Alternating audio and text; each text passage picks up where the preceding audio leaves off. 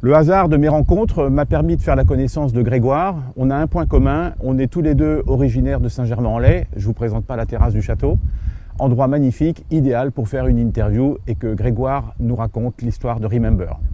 Alors la genèse de la solution Remember en fait découle de mes expériences personnelles et professionnelles du coup, et pour ça j'ai envie de revenir à quand j'avais 18 ans, donc que je passais mon bac, que je venais d'avoir mon permis. J'ai commencé à travailler en fait dans un restaurant japonais et en fait j'ai été très rapidement en contact du coup avec plein de clients et je me suis découvert une vraie passion pour les rencontres, pour les gens, pour le fait de rencontrer de nouvelles personnes, d'aborder de nouveaux sujets, d'arriver sur des sujets que je ne connaissais pas du tout. Et très rapidement, de cette passion est né un vrai tact pour pouvoir discuter avec les gens. Et mon patron, qui a beaucoup apprécié ça, m'a dit « Écoute Greg, j'aimerais bien qu'on ouvre un autre restaurant ensemble, un second restaurant. » Et donc du coup, finalement, ma première aventure entrepreneuriale est née suite à mon premier job dans un restaurant japonais, lorsque j'ai créé en 2012, quand j'avais 19 ans, ma première entreprise, donc, qui est un restaurant japonais. Donc j'ai pu continuer à nourrir ma passion, c'est-à-dire les rencontres.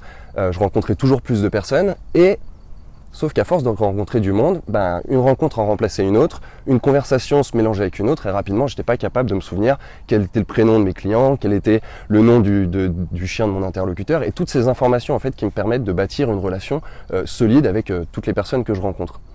Et c'est de là qu'en fait est née l'envie de créer Remember. Donc à la base, c'est de se dire, ça serait bien d'avoir une application mobile avec toute la liste des personnes que j'ai rencontrées. Pour chaque personne que je rencontre, j'aimerais bien pouvoir associer des notes, plusieurs notes. Et pour chaque note que j'associe à un contact, je voudrais ou non pouvoir mettre un rappel pour pouvoir oublier en quelque sorte cette relation et que Remember, donc que l'application mobile, puisse me le rappeler au moment où j'en ai le plus besoin. Et c'est comme ça qu'en fait est né Remember.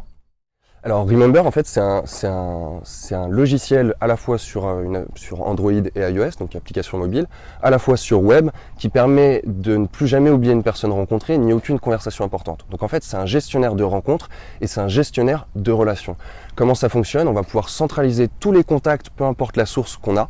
On va pouvoir pour chaque contact associer des éléments, que ce soit des notes, des rappels, des événements ou même retrouver tous les mails échangés au sein de la fiche contact pour être en capacité en fait de ne plus jamais oublier une personne rencontrée et donc de toujours avoir la bonne information, la dernière information échangée pour être toujours en capacité de briser la glace avec chacun de ses interlocuteurs. Aujourd'hui, Remember, donc c'est comme je vous le disais, une application mobile Android et iOS, une plateforme web et on a également un plugin LinkedIn. Sur ce plugin, un plugin Google Chrome pour LinkedIn.